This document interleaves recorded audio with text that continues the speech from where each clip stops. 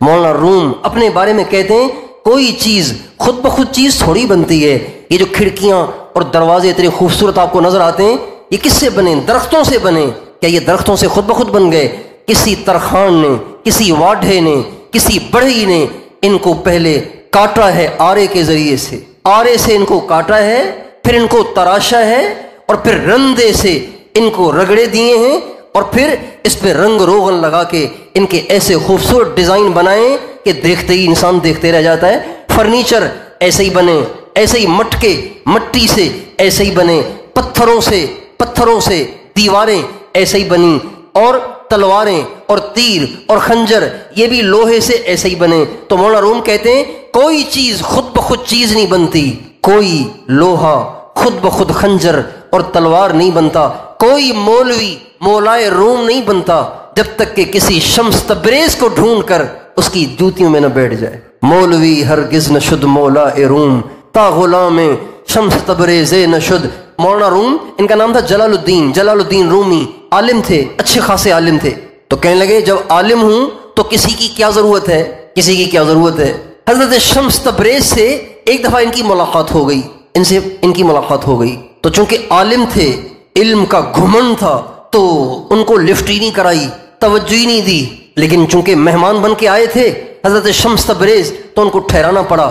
اللہ کی شان، ان کے جہاں ان کو ٹھہرایا وہاں پہ ایک تالاب بھی تھا، حوض بھی تھا. تو جب وہاں حضرت شمس تبریز گئے نا تو بڑی بڑی کتابیں علم سے بھری ہوئی، بڑے بڑے دفتر رکھے ہوئے تھے. تو حضرت شمس تبریز نے مولانا روم سے پوچھا مولانا این چیز یہ کیا ہے؟ تو لا ابالی پن اور بڑے ناز اور بڑے غرور کے ساتھ مولانا روم کہنے لگے این است کہ تو نمی دانی. حضرت یہ وہ علوم ہیں جن کی آپ کو ہوا بھی نہیں لگی. آپ نہ پوچھیں یہ کیا ہے، آپ سمجھ ہی نہیں سکتے. علم کا گھمنڈ تھا نا، علم کا غرور تھا.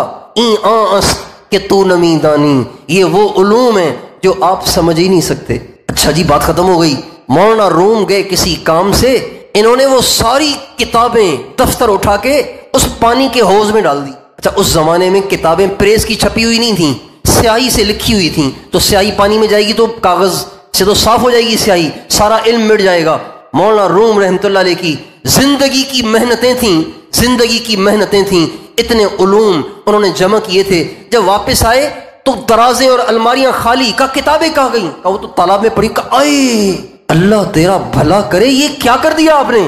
میری ساری زندگی کی محنتوں کو برباد کر دیا. غصے ہوئے، ناراض ہوئے، بے ادبی پہ اتر آئے، لڑنے کے لیے تیار ہو گئے.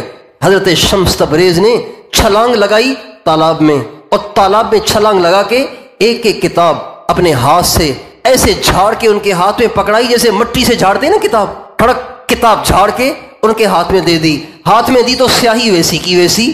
ساری کتابیں ایک ایک کر کے پانی کے بھرے ہوئے تالاب سے ایسے نکال کے دے دیں کہ ان پہ پانی کا نام و نشان بھی نہیں، پانی کا کوئی قطرہ بھی نہیں لگا ہوا.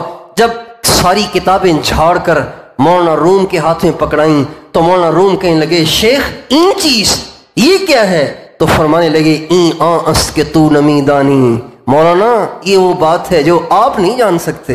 آپ کہہ رہے تھے نا یہ آپ نہیں جان سکتے، تو ہمارے پاس اللہ نے یہ دے رکھا ہے، آپ بھی یہ نہیں جان سکتے. بس مولانا روم غلام ہو کے رہ گئے، ان کے نوکر بن گئے، ان کے غلام بن گئے. اور پھر پہلے تو ایک عام سے مولوی تھے، پھر مولا روم بن گئے. اور فرمایا مولوی ہرگز نشد مولا روم تا غلام شمس تبریز نشد. مولوی مولا روم نہیں بن سکتا جب تک کہ کسی شمس تبریز کی جوتیاں نہ سیدھی کی ہوں. اس لیے بھائیو، اہل اللہ کی صحبت ہماری ضرورت شدیدہ ہے، ہماری ضرورت ہے. اس کے بغیر ہم اللہ پاک تک پہنچ ہی نہیں سکتے. جس کو ملا کسی اللہ والے کی صحبت سے ملا.